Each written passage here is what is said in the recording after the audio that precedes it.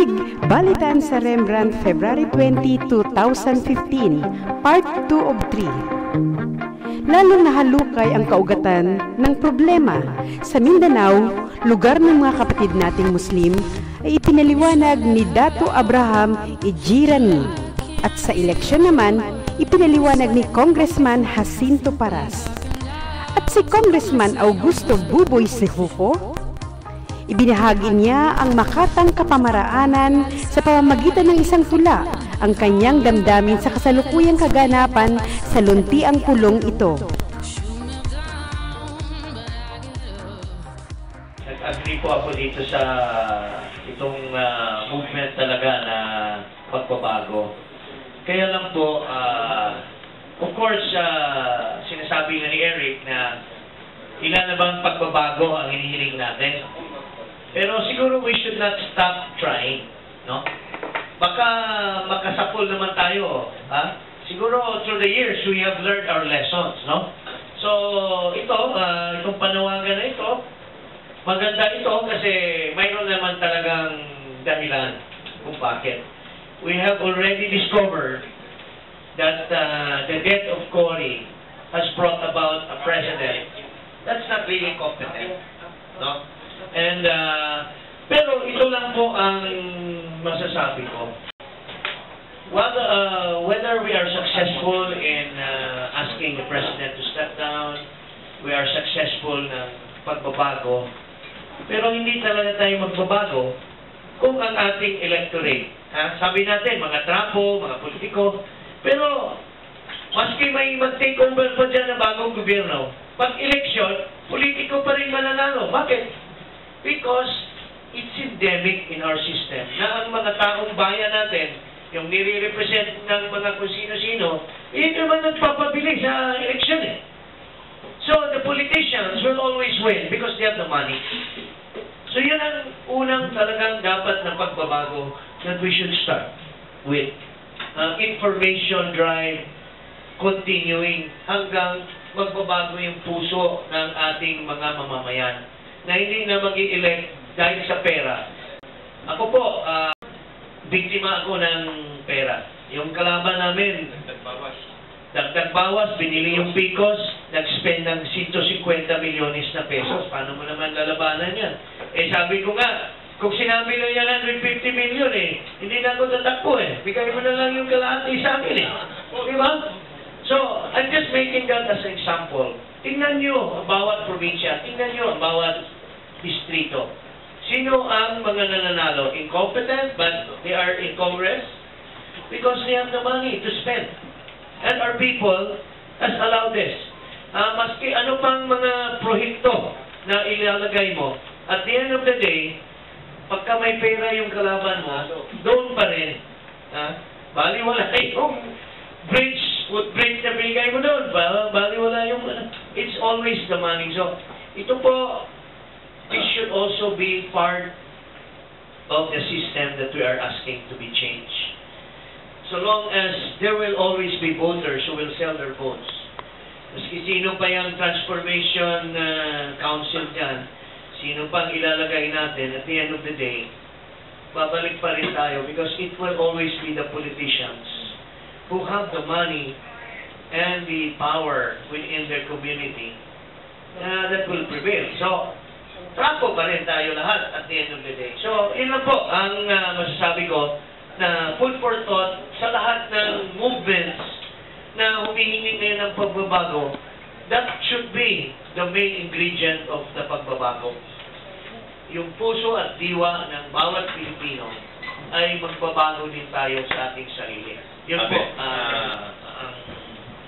Kita-kita na natin itong bumagpak na deal ni Noynoy sa MLF. At ang prognosis nga ng mga think tank, mag-escalate itong problema ron. Dahil ang mga stakeholders hindi nga kasali dyan, plus yung mga foreign group na interesado dyan ay masyadong matindi ang pakikialam dyan. Na nag-aaway-aaway din sila. Lalo-lalo na nung without us knowing na pumasok na itong mga Chinese operator, investor sa Mindanao na pinapasok naman ng Malaysia.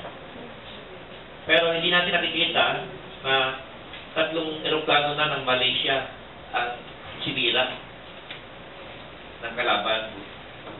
At mukhang kasali na tayo sa sisirain dahil sa buhatan ng Malaysia at China sa Mindanao. Pagkatapos yung Sultanate binabaliwala pa. Kailan lang narinig ko yung report sa isang TV station kung saan tinalakay ng isang terrorist expert ang mga pangyayari dito sa Mindanao o sa Pilipinas. Lumabas na there are 3 categories. One, sinabi niya, Marwan is from Malaysia, and the funding is yung source from sympathizers in Malaysia. Number 2, nagre-recruit sa Indonesia, pagkatapos ginagawa ang training sa Mindanao. So, malaki ang ibig sabihin nito. Sapagkat kung ang ating gobyerno is very sincere and honest on each national policy, dapat babalik siya doon sa kanyang foreign policy or reassess again the ASEAN cooperation as embodied doon sa Southeast Asian agreements, kung saan na walang karapatan ang isang bansa to interfere in the internal affairs of its member. Ang ibig kong sabihin, dapat tutukan muna ng ating national government ang origin ni Marwan para matukoy natin kung saan nag-umpisa itong problema. Kaya nga lumalabas, according to many senators, that our peace banner is no longer the spokesperson of our government, but the spokesperson of MILF and Malaysia. Parehas din nangyari noong Sabah standoff in 2013 when Malacanang also became the spokesman of Malaysia. So parehong scenario. Number 2 is that matagal na natin sinasabi during the time of the signing of the framework agreement for the Bangsamoro na sinasabi natin, unless there shall be genuine integration process. In other words, the Christian brothers and sisters, the Nomad brothers and sisters, and the Muslims are involved as stakeholders in the ongoing peace talks between the MILF at ng gobyerno natin, walang mangyayari. Sapagkat ang mangyayari dito, the peace talks is only confined to one Muslim tribe, the Maguindanao, from the mainland province of Mindanao. Kaya nga, lately, there was a meeting, a tripartite meeting between the MNLF, the MI, and the OIC. So dito lang, makikita natin the territories that are being defined in the Bangsamoro framework are also the territories defined in the 1996 MNLF GRP accord under the administration of former President Ramos. So dito nagkakalito. Ibig sabihin, instead of providing lasting peace, nililito ng ating gobyerno ang mga Muslim sa Mindanao.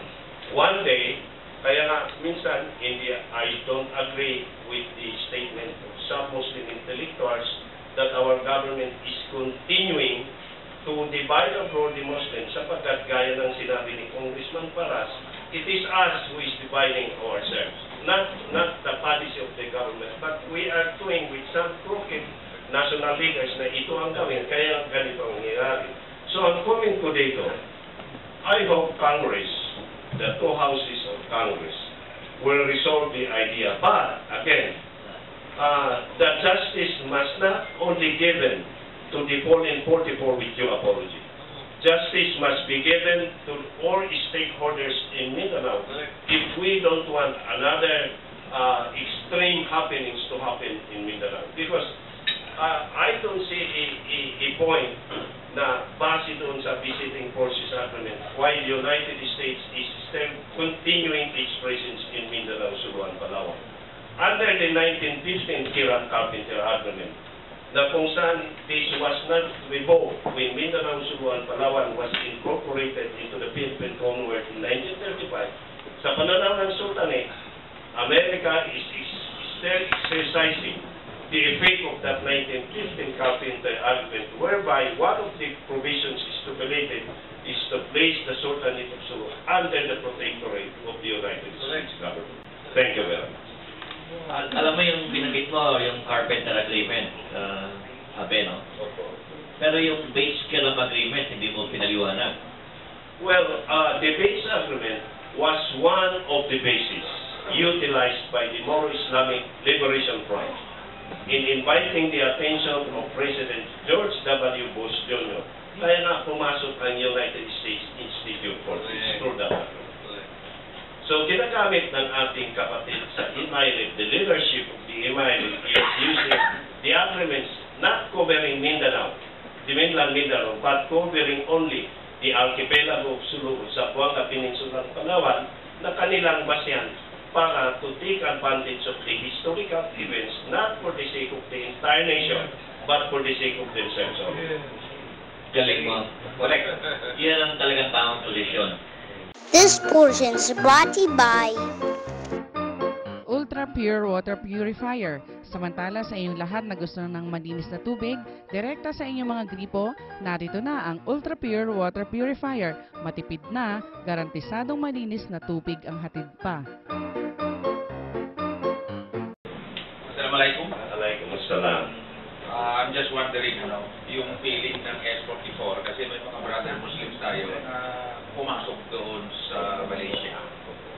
Pinabayaan din ng gobyerno. Walang diplomatic move, walang proteksyon sa kapwa Pilipino. Ano kaya ang pakiramdam ng mga royal forces ng Tauso?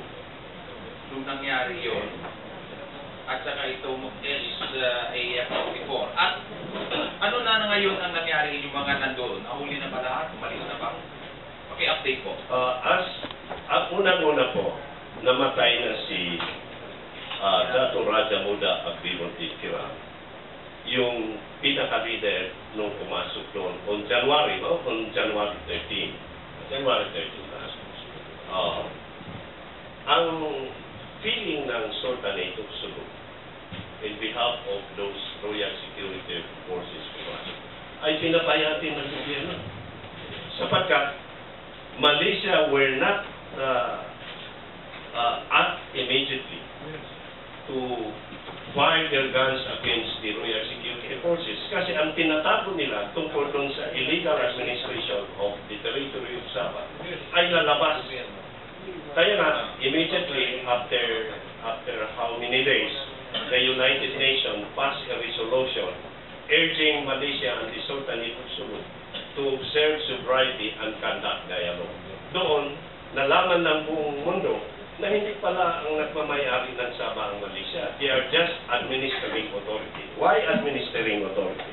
Because under the 1963 Manila Accord, the three heads of the state of Indonesia, headed by President Sukarno, the Malaysia headed then by Prime Minister Tunku Abdul Rahman, and the Philippines headed then by President Diosdado Macapagal, agreed that ang sabi nila, the inclusion of Sabah into the Federation of Malaysia will not prejudice the interests of the parties concerned.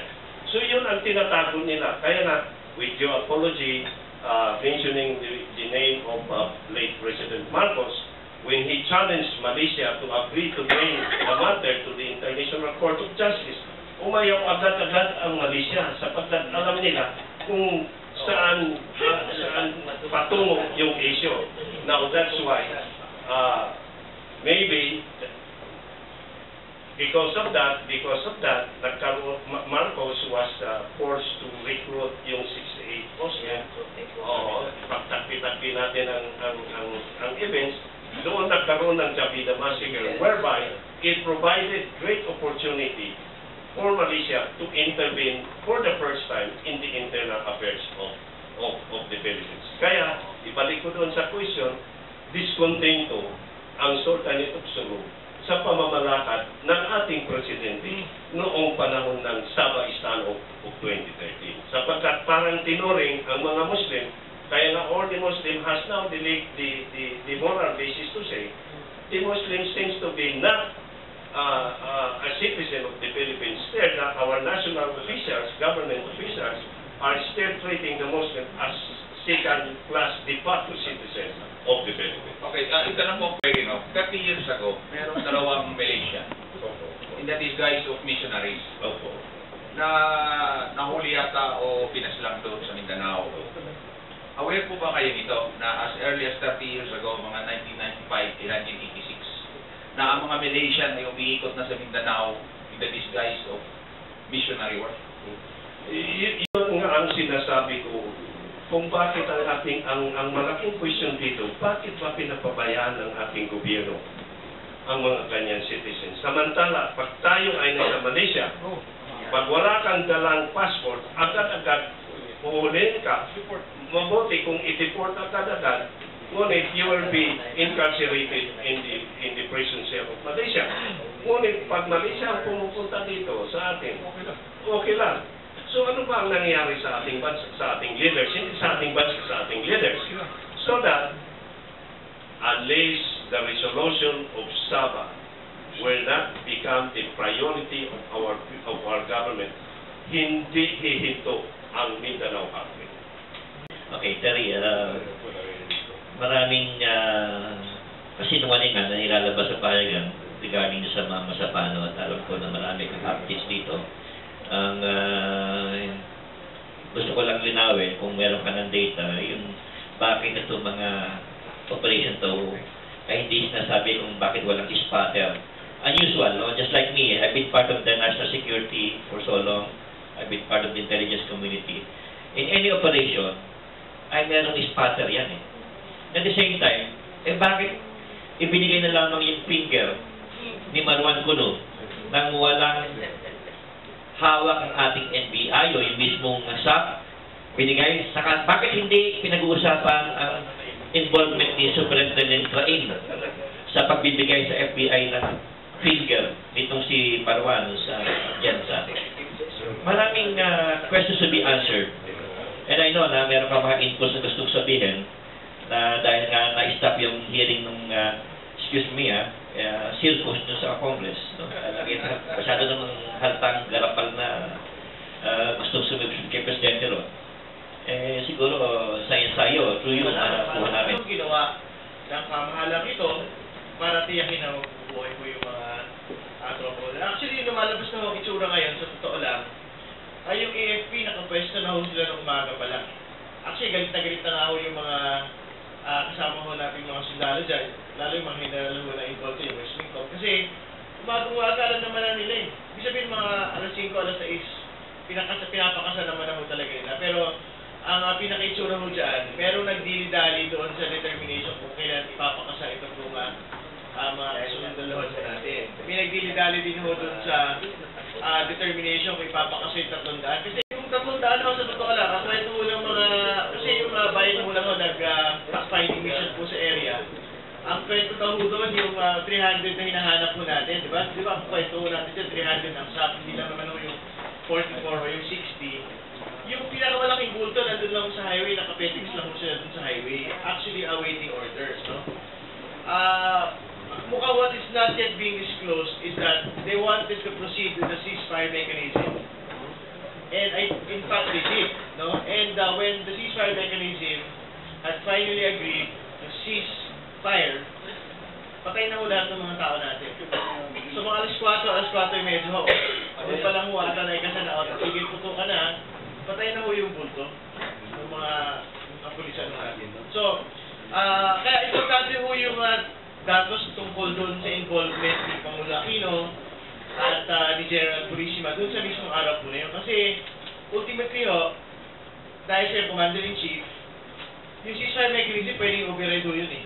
Kung ipakasal lang ni Presidente, hindi, huwag naman tayo mag-usap kasi alam po ninyo, alas 5 pa lang mo na umaga, nagbabarila na ho yung mga tao. Ibig sabihin, for whatever reasons, ibig sabihin, MI, they will say, hindi, pinutukan kami. Sabihin ng asante, pinutukan kami. Ibig sabihin, no, it was already a very tense situation that cannot simply be subjected to a ceasefire mechanism and expect to have some sort of immediate response in a few minutes. Ano?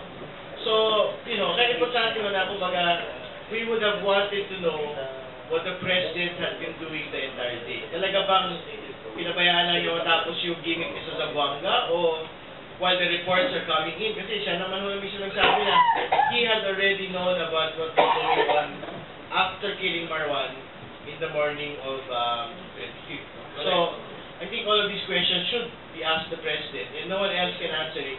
Not the Peñas, not even General Police. Habang tumatagal yung telenovela, nabubuo na nga yung katotohanan, dahan-dahan coming from the horse's mouth. At the truth of the matter, talagang walang matatagong sikreto dito Kahit anong gawin mong, kung si Marcos lang, galing-galing na sa maniobra hindi nakalusot Sila pa. Hindi naman sila ganun kagaling katalino ng mga evil genius like Marcos. This portion is brought to you by Elmos Whitening Soap. Narito na sa gustong pumuti at gumanda. Ito ang kasagutan sa problema mo, kapatid. Elmos Whitening Soap sa murang halaga, kutis artista ka na. Nakatawa itong ating kaibigan si Congressman Sutuboy si Oco, pero ito alam ko gigil na gigil ito Upak! Kagabi po ako'y gumawa ng isang tula. Hindi ko po normal na gawain ito. Ngunit ako po'y nasiyahan sa lumabas na epekto. So sa akin pong paningin at paniniwala, ang Holy Spirit po ang sumulat ito. Kaya ngayong umaga po ay dinala po dito sa inyo so that I can share with you what the Holy Spirit sent me last night. Itayin lang po natin ang mag-distribute. Basically, the bottom line, after all the litany of events and non-events, the bottom line is that the President has lost his moral leadership. He has no more credibility.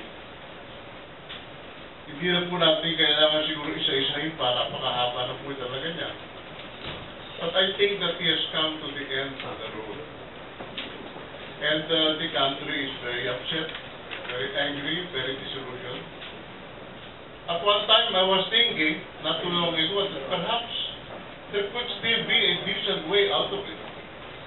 But the problem is that the man has no remorse. So how can a country forgive a person who does not recognize any wrongdoing? And as far as he's concerned, he's given us a big deal, or big deals, that he has done so much for our country. Pero, puro propaganda po lahat ito Alam lang po ng tao, hindi na pwede po lukoy ng tao. We are in a modern age, the netizens are all very active. Dito po sa ating website na pagbabago na walang gulo, we get anywhere from 170,000 to 200,000 visitors a day. And I invite you to please look at it. I'll ask my girl to give you my calling card. Nandiyan po ang website natin. And I think you will be very happy with what you see. Because we have successfully developed the biggest, the best, and the most advanced website that I know of for this particular purpose. In fact, we have 5 screens. Bilangin po dyan. 5 po ang screen natin dyan. So, hello, good morning. So, please join me in reading this tula together. Ito po ay tula sa bayan. Ang title po ay Oras Na. Gising na ang bayan, inis na ang taong bayan. Tama na, sobra na, sigaw ng mga kababayan. Ano pa ang hinihintay? Kulang pa ba ang mga namatay? Nagwaldas ng kwarta, mga sanggano ng gobyerno. Pidap at dap, minaobrang pulidak ninyo. Dahas, walang awa. Ninanakaw ang mga swapang na demonyo. Kinuhang gatas mula sa bibig ng mga sanggol. ba nating tiisin ang kanilang hapulgol? Hindi ba dapat na nating ipagtanggol? Puro kaprikso, magtatapon na naman ng kwarta sa usapang walang kwenta. Payag pa ba tayo na muling maibenta? Pag umagos na ang tubig sa gawain nating tao, pag-ipin ang baha sa ating bayan ay magpakatotoo. Tanggalin ang paglalayag ng ating buhay na nakagapos sa kalungkutan, pinagfix sa patay. Sa ganitong isang dagat na sa atin ngayon ay umapaw, itakwil ang kasalukuyan mga garapal na halimaw na sobra-sobra na ang mga baho na umaalingasaw. Wala pong pagtingin sa taong api. Laro-laruan lang ang trato sa atin, hindi kakampi. Tama ba na pagdamutan ang mga biktima ng sakuna? Amang walang awa, pinagsupladuhan si Yolanda. Ating pong dinalangin na sana pwede pa sila magbago. Subalit klaro-klaro na hindi na babango. Hindi na po babango pa ang mga sanggano. Itanong muli sa sariling konsyensya, tayo ba ay maghihintay sa ating pagpasya? Kumikilembang na ang mga kampana ng simbahan. Binabasbasa na tayo, guna sa palitan. Kawal ay wala ng tiwala sa karambola. Sila mga binaboy na mga bangkay na iiwanan. All hell will break loose paghalo ng balat sa tiyalupan. Diyos po namin at Mama Maria, kami ay iyong basbasan. Ipagpala po ang sustentong kakalabasan. Amen. Jim, etong anong nakikita mong endgame dito sa mga senaryong lumalabas? Dahil mukhang iba-iba na yung grupong nakahanda. Well, at the end of the day, you know, ang people's power, you know, isa ako sa kasama doon sa unang-unang people's power. In fact, during the height of that, isa ako sa mga nahuli ng mga puwersa ni Marcos, although mayroong isang media man na kinulong ako doon sa may kanto ng Kamyas at mayroong presinto dyan ng pulis noon. Ang namuno noon, yung chief of police ng Makati, I forgot his name, yung payat, siya yung puwersa ni Marcos noon. Pinakulan ako, there was this guy by the name of Nat Pineda, kaibigan ko. He vouched for me. After that, pumunta ako sa nag-takeovers kami nila, kasama ko sila General Santiago, Colonel Santiago, yung naging El Mariano. Doon nag-speech ako kasi brad ko si Marcos sa fraternity nakapasok na kami doon sa ABS-CBN.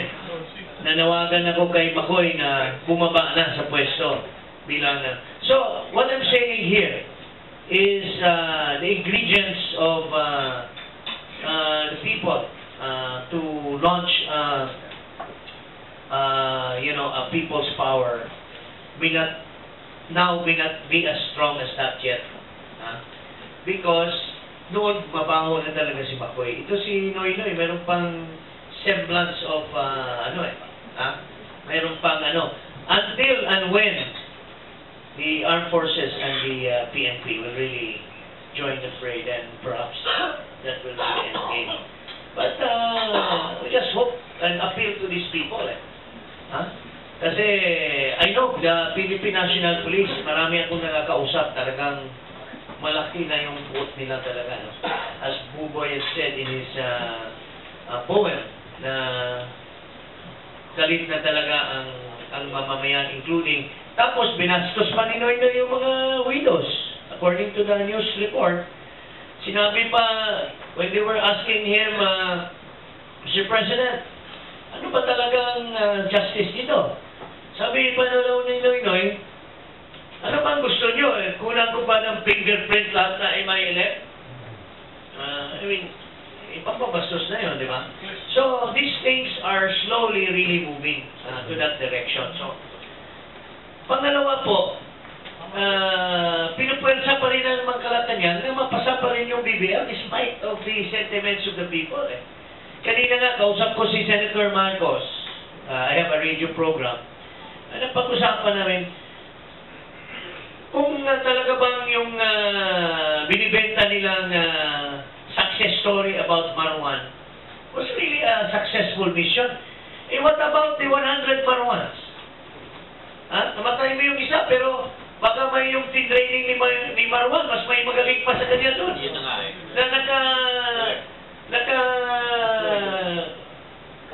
Kalat pa lang dyan sa and these are being cuddled by the MLF. Oh, paano na yun yan? That should be the call of the people na tigil na yan. But and yet, the Malacanang is still, pushing that, sila Teles and company. And that should also be one of the causes talaga ng pag-push natin dito sa step-down movement. And even the mayor of Cebu City, mayroon silang na yung move na mga mayors ng city, they will come up with a manifesto of support. Sumigaw si Michael Rama na yung pangalan niya. So, in other words, binibisto ngayon ng ibang mga mayors na yung mga pangalan nila, sinasali lang doon. So, talagang there's a desperate move already on the part of Malacanang. Kaya lang, at the end of the day, tayo, bawat isa sa atin, manawagan na talaga tayo. Talk to our friends, talk to our family, talk to our brothers and sisters, that we should be one in this. Because what we are saving is the nation. At the end of the day, magkakaisa ulit tayo. And lastly, si Cardinal Vidal. Kasi wala tayong Cardinal Sin ngayon And I'm glad that Cardinal Vidal has also come up in the open. Mayroon tayong rallying point, so to speak, that would probably, lalo na pagka si Bishop Socrates Villegas will also come into fray, then that will be the last nail in the coffin, so to speak. That's a good one, Congressman. Alam mo, talking about Cardinal Sin, mabuti nga wala si Cardinal Sin. You know why? Ang talagang agenda ng EDSA 1 is to have a coalition government. I would like to congratulate Congressman Teddy Casino regarding this. Dahil napakaganda ng article niya last Wednesday sa Daily Inquirer. And I believe that will happen. Just in case hindi magbabago ng statement ng ating Presidente at hindi niya bibitawan itong mga palpak within his group na nagpapahamak sa kanya. Especially now na kitang-kita natin ng bitak from within. Merong faction, hindi lang dati, faction lang ng Samar sa Kabalay lang ang nagalaban. Eh ngayon meron pang mga ibang faction na nandyan at mukhang jumping ship. Kakandaloko-loko sila ron. Sa isip, sa salita, nakikita na ng mga bisita ni Dr. Eric San Juan ang mga mali sa nangyayari sa ating bansa. Ito ang katanungan. Paano natin isasagawa ang proseso ng reforma? At kapag proseso na ang sagot sa tanong na paano, step by step dapat ang sagot diyan. Yan po ang ikalawang bahagi ng Balitaan sa Rembrandt February 20, 2015. Ito po natin sa ikatlong bahagi upang malaman ninyo ang proseso kung paano isasagawa ang sagot sa tanong na paano na ibibigay ni Tamar Robles. Likot-likot tingnan, maliksik, di mapigil ang gaslaw, galaw. lahat